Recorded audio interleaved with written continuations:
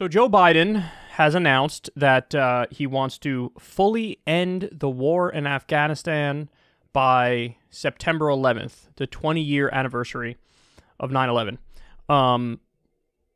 Now, the original deadline that Trump put in place was May 1st, so Biden is pushing that back.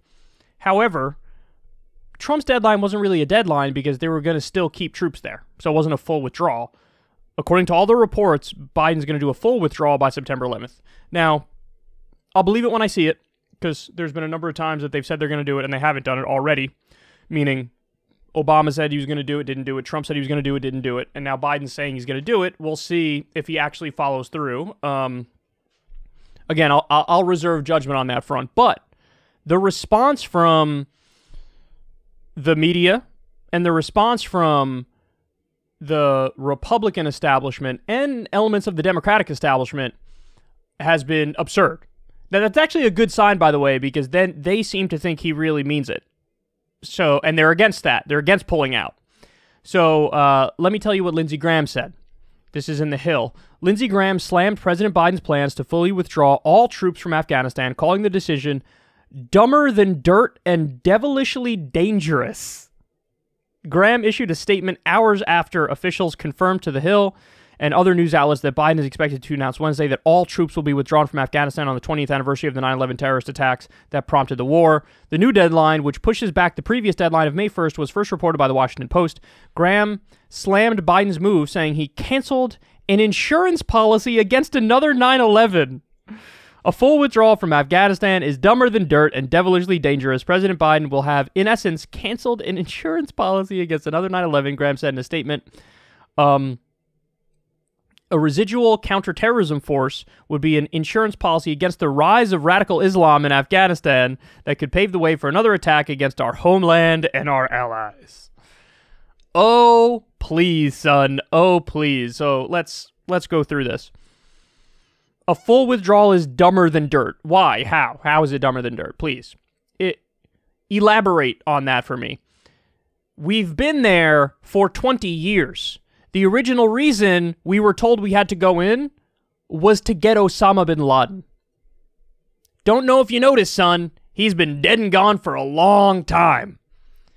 So even if I accept the framing that was put out there as to why we need to go in, mission accomplished. Fly the banner. Get the fuck home. Get home. Imagine calling it dumb to pull out of a 20-year war. Imagine calling that dumb. This isn't like we're fighting the Nazis. There is no direct threat to the United States of America, which leads to the next point. He says President Biden will have, in essence, canceled an insurance policy against another 9/11. This is not an insurance policy against another 9/11. In fact, quite the opposite. You're more likely to breed further resentment, further backlash, and further blowback, to use the intelligence agency's terms, to then make us more of a target. And if you want an insurance policy against another 9/11, you know what you do?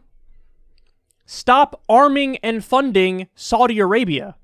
Stop helping them carry out a genocide in Yemen. Stop arming jihadists on the ground in Syria. It's really Lindsey Graham who's dumber than dirt, because the fact of the matter is he supports arming and funding Saudi Arabia. He supports that. They're the ones who have spread radical Islam around the world. That Salafi mentality, that Wahhabi mentality. Lindsey Graham supports them. He probably supports having them on the UN Human Rights Council. He probably supports what's going on in Yemen, the blockade, the subsequent famine, us helping them do a genocide. He probably supports all that. So he wants us to arm and fund the biggest spreader of radical Islam as he cries crocodile tears and acts like we need to stay in Afghanistan to prevent the rise of radical Islam. The best way to prevent the rise of radical Islam is to stop funding it and arming it. Stop intervening in Syria and helping moderate rebels on the ground who end up having ties to Al-Qaeda. I mean, these guys, they are so immensely full of shit. He's so immensely full of shit. And this is a guy who, he ran for president, by the way. I don't know if you remember that. He ran for president. It lasted like 7.5 minutes. And he embarrassed himself. And he pretended like that never happened. One of the main things he was running on was let's continue these wars forever. I remember he did an interview, I think it was with CNBC, we covered it on the show, and somebody asked him point blank, like, when do you get out of these wars? And he said, very simply, you don't get out. You don't get out. You just stay there. Really, Lindsey? You stay there. This is at the time while our infrastructure is falling apart. You want to spend time rebuilding Kabul and Kandahar as opposed to Flint, Michigan, where they still don't have clean water? And you wonder why you lost the presidency in astounding fashion. You almost came in dead last out of all the options. Gee, I wonder why. Could it be because you want to send young American men and women to die and kill civilians in the Middle East? Could it be because you don't want to take care of our own problems here at home, fix our infrastructure? I mean, it's a sick joke. We have tens of millions of people without health insurance in a pandemic. And this guy would rather spend time and money in the Middle East in an endless war with no definition of victory. There's just no definition of victory. He just wants to stay there. Let's just stay there permanently. He doesn't, by the way, he doesn't even care that a lot of these wars that we're doing are against international law. You know, they're illegal invasions and occupations, and he says, tell the international community to take a hike with their rules and standards and laws and principles. So anyway, this makes me actually like Biden more. If Biden actually follows through, and all the right people are getting mad at him. Let me give you one more quote. Mitch McConnell said, "Foreign terrorists will not leave the U.S. alone simply because our politicians have grown tired of taking the fight to them. The president needs to explain to the American people how abandoning our partners and retreating in the face of the Taliban will make America safer." The Taliban is a guerrilla army in their own country. They're not Al-Qaeda. They don't do international terrorist attacks. They are a guerrilla army in their own country. You are never going to defeat the Taliban in their own country. That's not possible. It's not a thing. And by the way, the Taliban controls more of Afghanistan today than they did when we invaded.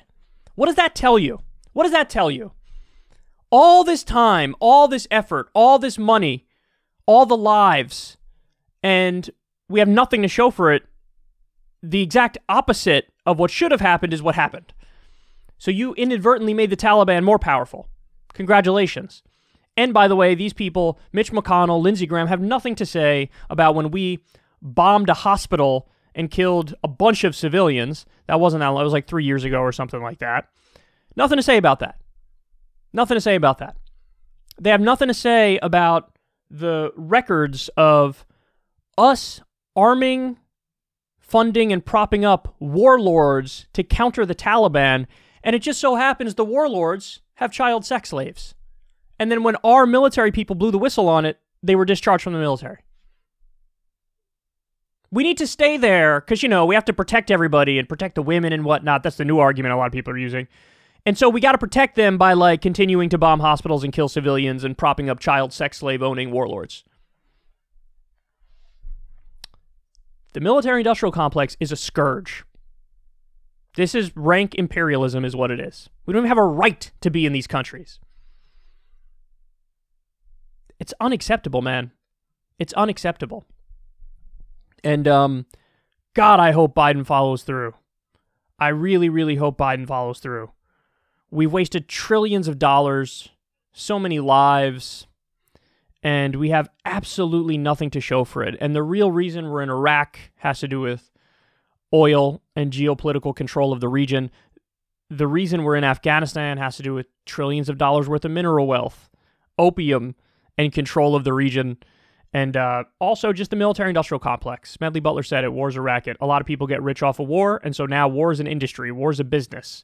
And there's a lot of corruption among the defense contractors that gives them the no-bid contracts that makes them want to keep the cycle of violence going. So here we are. Joe, don't listen to any of them. Pull through and do it.